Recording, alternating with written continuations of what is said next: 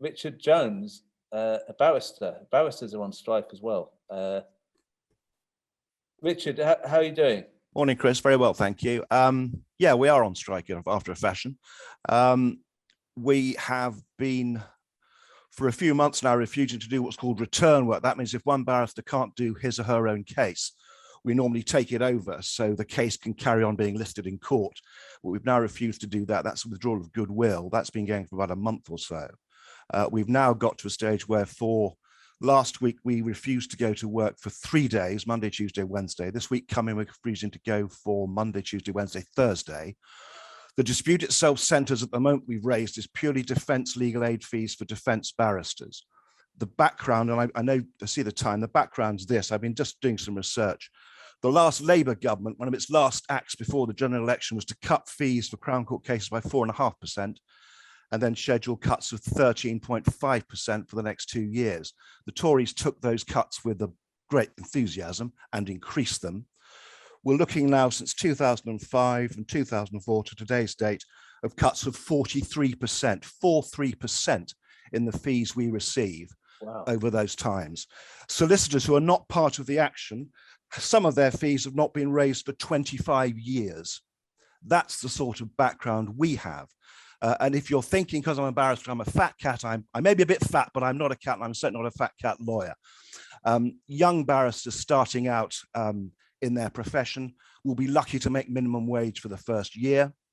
The median income for a young barrister in his or her first 3 years is £12,200. That is after 6 years qualification. Out of that, they must pay about 15% of their income to the chambers they work out of, and probably a fixed fee on top of that. And of course, eventually tax and VAT on top.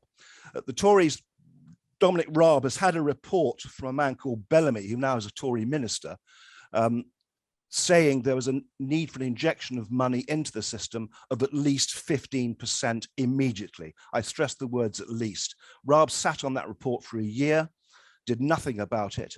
We forced him to say something about it. They're now saying they'll pay 15%, but this is the rub. They're saying 50% on cases from 2024. That means any cases presently running through the system will not get that rise. So I add to that, you may know there are great delays in the criminal justice system. At the moment, about 2 years between some being charged and going to trial. We have a backlog of something like 57,000 cases waiting to get on in the courts.